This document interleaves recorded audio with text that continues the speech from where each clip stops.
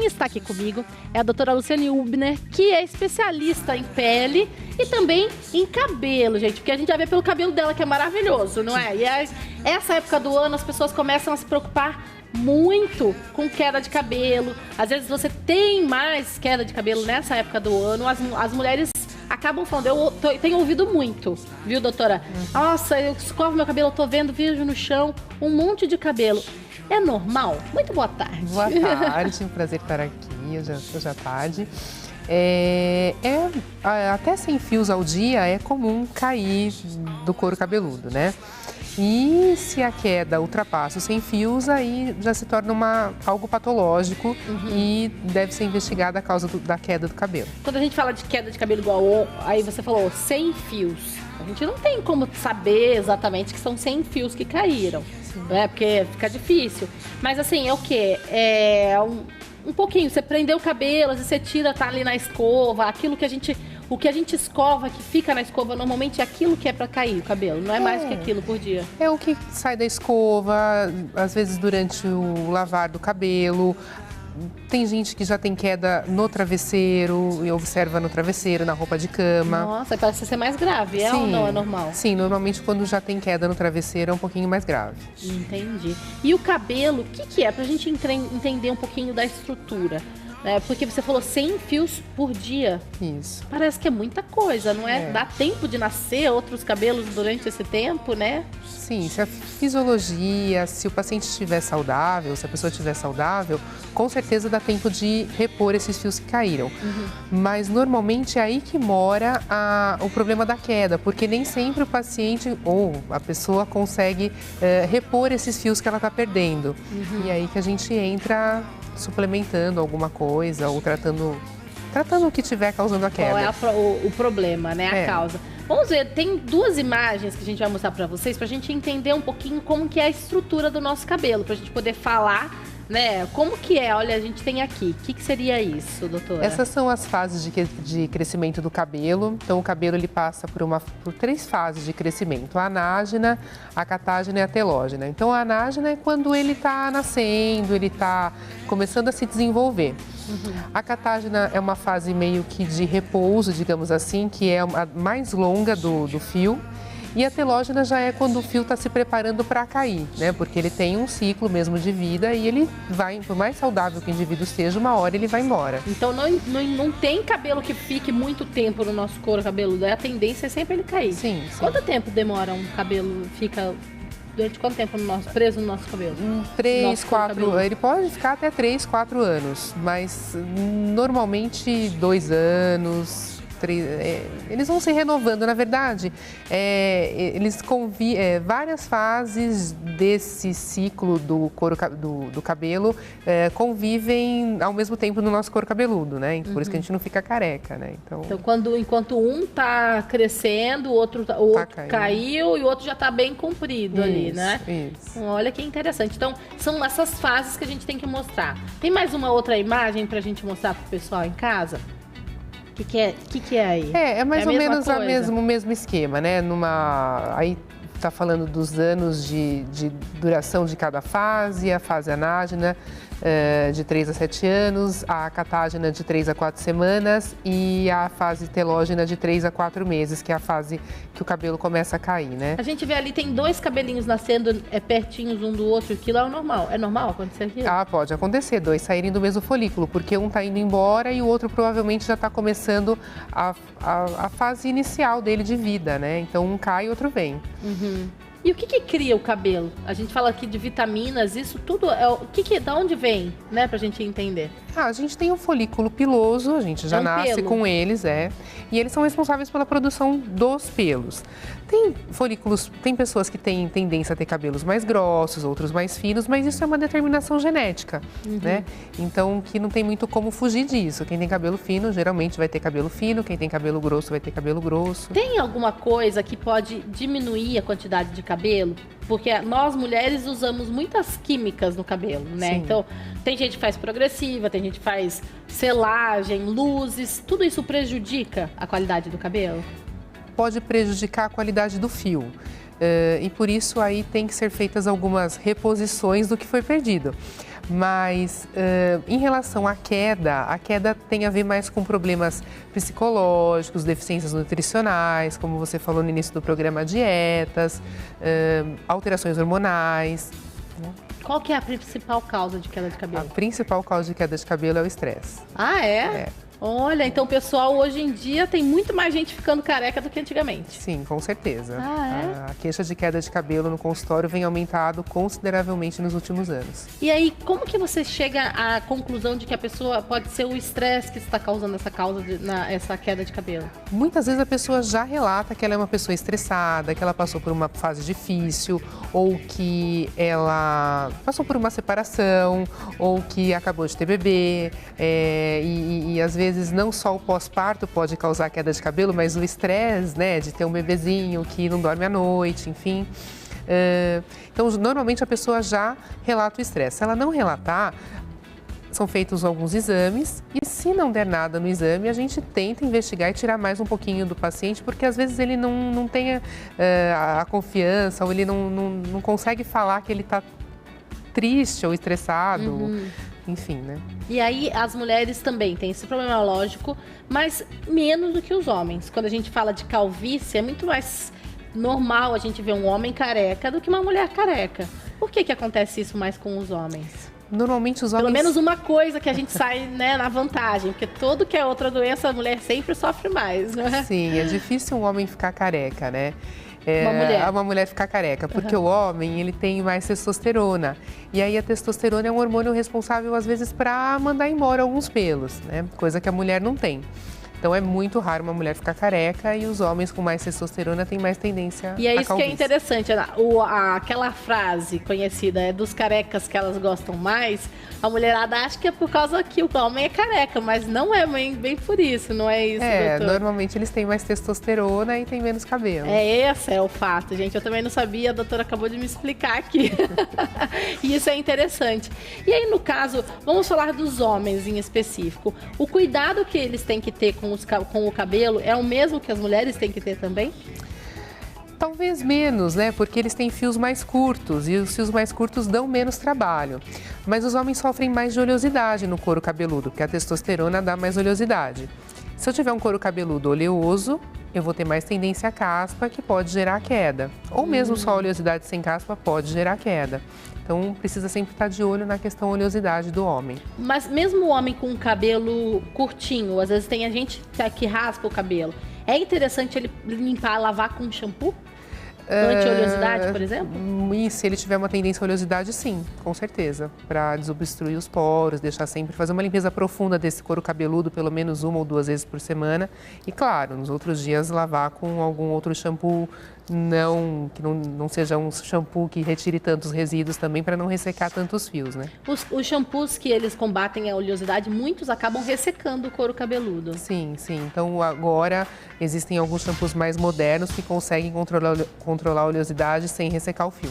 Entendi. Então os homens também precisam ter cuidado, porque tem homem que pega, toma banho, passa sabonete no cabelo. Não é uma boa opção. Porque o pH do sabonete é um pouco diferente do pH do shampoo e o ideal seria o shampoo. Existe sim um porquê da gente se preocupar quando a gente vai comprar o shampoo no supermercado, ficar lendo. Tem homem que fala, vocês ficam horas lendo a embalagem. A gente tem que saber para que tipo de cabelo que serve. Sim. Os homens também têm esse problema. E agora, nessa época do ano, a gente começa a falar sobre o banho quente. Né? Então, toma banho quente, acaba influenciando, porque as mulheres, no caso, aí até de repente para secar o cabelo também, você toma banho quente, daqui a pouco põe o secador, tudo isso agride o fio? Agride, né? O ideal do banho era que ele fosse a 20 graus Celsius. Se o nosso corpo... friozinho. Se o nosso corpo, a temperatura normal é 35, 34, 36 graus, então um banho a 20 graus Celsius é um banho frio, né? E um banho ainda de 5 minutos, ninguém faz isso, né? No frio. No frio. Né? Liga o aquecedor no banheiro e vai tomar banho a 20 graus, é meio difícil. O fato de ligar um aquecedor no banheiro pode favorecer a deixar a água menos quente. É uma dica, é interessante. Mas a água quente é uma grande vilã para o couro cabeludo. Entendi. Uma dúvida que eu acho que muitas pessoas têm, que eu já ouvi falar. quando eu vou lavar o cabelo, tem muita gente que acaba esfregando o shampoo no cabelo e tem gente que fala que não, você só tem que fazer aquela massagem, shampoo também encosta no couro cabeludo, hidratante não pode encostar no couro cabeludo. Vamos explicar para as pessoas em casa, então, como é que é o jeito certo de lavar a cabeça? O jeito certo é usar um bom shampoo, né? Tem vários aí no mercado, tem os shampoos mais profissionais que acabam sendo melhores, enfim. Se tiver oleosidade ou a caspa... Existe um porquê do shampoo ser um pouco, às vezes, mais caro, eles são melhores mesmo, não é melhores. Qualquer coisa igual, não. E aí, essa questão de lavar o cabelo, de esfregar o cabelo ou não, vai depender também da frequência com que a pessoa lava a cabeça, né? Porque se ela lava todo dia, não precisa também tanto atrito, né? Se ela demora mais, às vezes eu tenho paciente que lava uma vez por semana, aí complica um pouco, tem que lavar aí, no mais. caso, também já vai ter mais oleosidade. Mais oleosidade, tem que deixar, não é certo, né?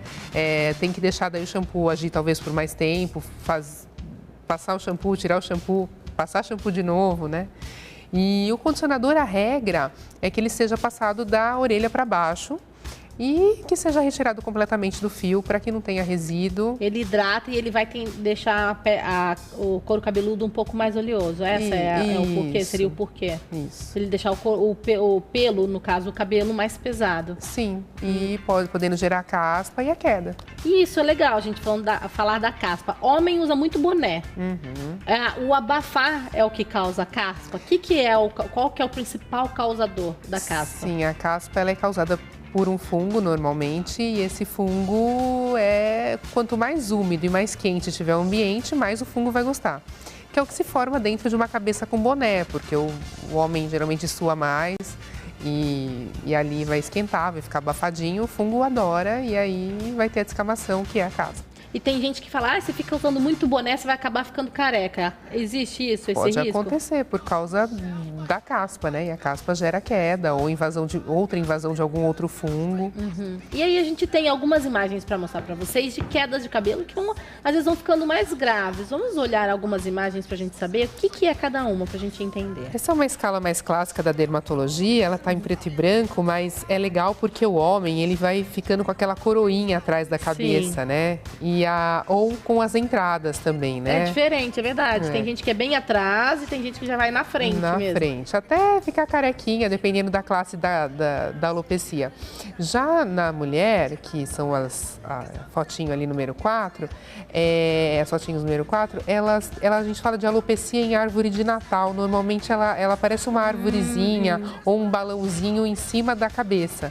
Mulher é mais ou menos nessa área, mas a mulher, quando chega num grau 3, 4, ela já está muito preocupada, ela já está tratando. O homem nem sempre, né? Às vezes ele chega lá no estádio 7, para ele tá tudo bem e não se preocupa tanto. No caso aí, são alopecias, que é a queda de cabelo, quando a gente fala. Sim. Tem sempre uma função genética, no caso. Meu pai era careca, eu vou ser careca. Minha mãe tem o cabelo fino, tem queda de cabelo, eu vou ter também? É muito provável. Normalmente os filhos homens, eles puxam a herança materna da mãe. Então a gente sempre investiga se a mãe tem irmãos homens carecas para saber se o filho vai ser careca. Mas a genética é bastante relevante no caso do cabelo. Muito bom. Bom, o bate-papo continua. Muito interessante a gente entender um pouquinho mais pra gente deixar os nossos cabelos mais bonitos e também sem queda. Mas a gente volta no próximo bloco.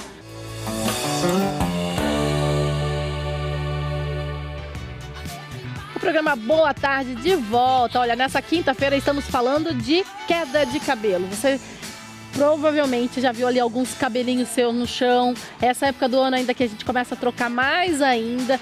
Até que momento a gente pode ficar despreocupado que isso é normal? A gente está conversando, batendo um papo com a doutora Luciane Hubner, que está tirando as nossas dúvidas aqui. Só para, uma coisinha antes de eu continuar o bate-papo, já estão encerradas as nossas ligações. Daqui a pouco a gente vai fazer o nosso sorteio.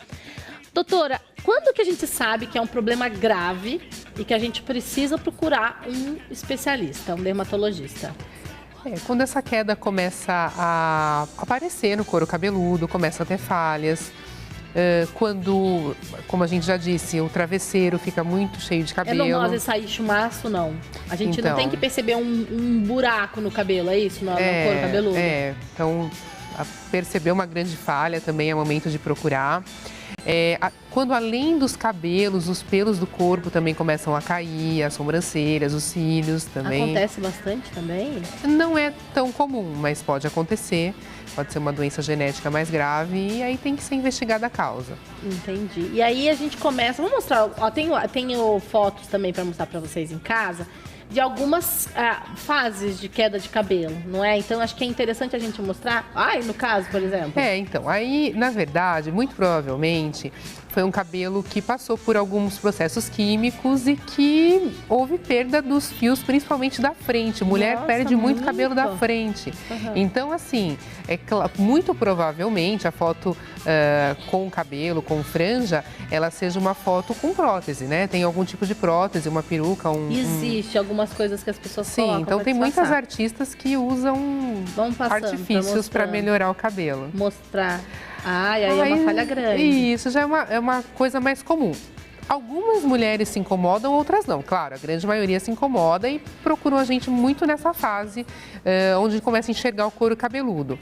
E é legal investigar, ver se está com deficiência de ferro, de zinco, de cobre. Aí a gente tem um antes e um depois, porque ela foi tratar o cabelo ou ela fez um implante aqui no caso? Foi tratado, porque na verdade o implante ele só é feito em áreas carecas, áreas onde não tem cabelo nenhum. Como ela tinha alguns cabelos ainda na área com menos pelo, menos cabelo, foi feito o tratamento com medicação via oral e medicação tópica. Então, na hora que eu trato, o cabelo volta a crescer? Volta a crescer, desde que o tratamento seja feito corretamente. Inicialmente, 90 dias de tratamento para cabelo. Para você ver. Vamos ver, tem mais imagem? Vamos passando para a doutora aí falando em cima. Olha lá, no caso de um homem, né? Aí, homem. Também é o mesmo caso?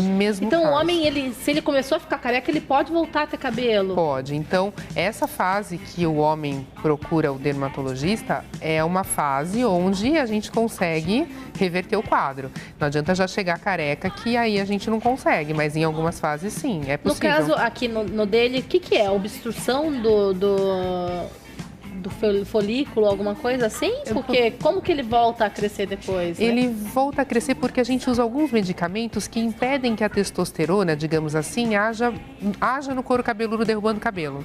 Então, a gente usa produtos também que melhoram a circulação do couro cabeludo para fazer crescer mais cabelo. Entendi. Então, para dar mais certo, o ideal é tratar via oral e usar um tônico. Pode falar, mostrando pra gente, ó. Olha aí bastante. Outros casos de antes e depois, então tem jeito, né? Tem jeito. Olha, isso aí é só com tratamento, não tem nada de implante aí. Aí, no caso, já são...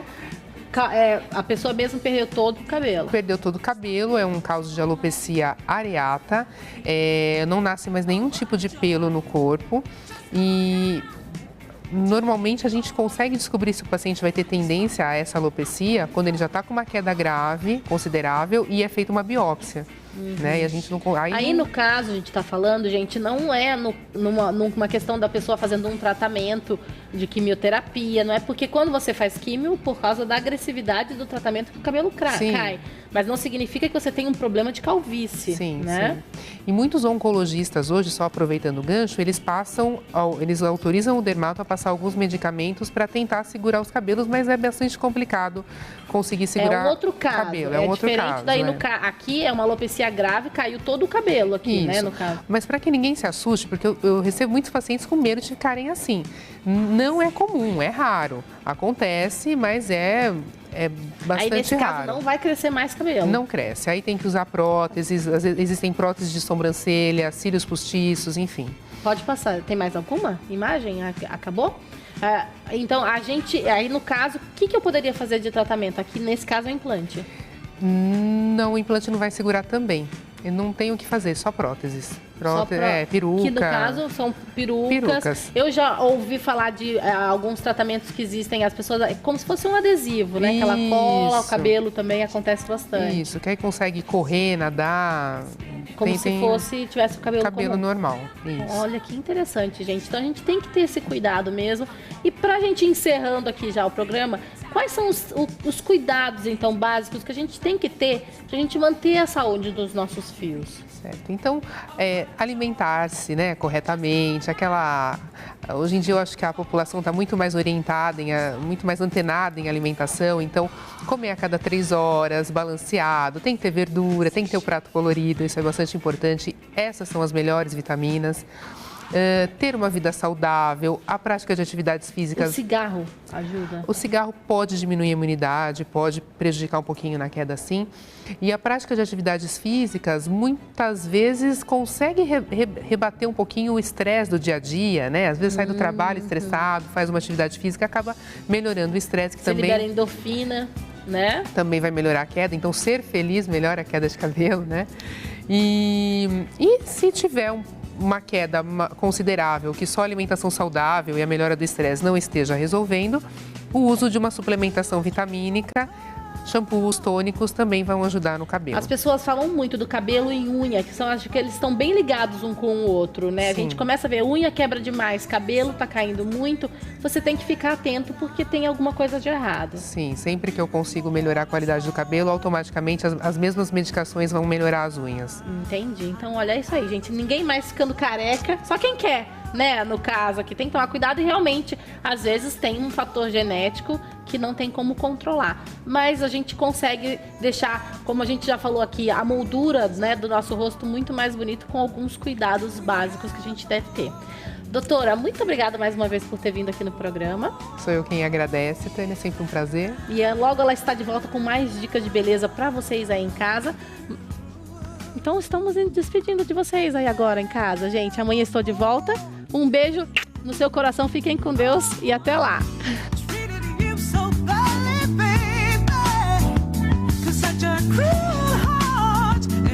Be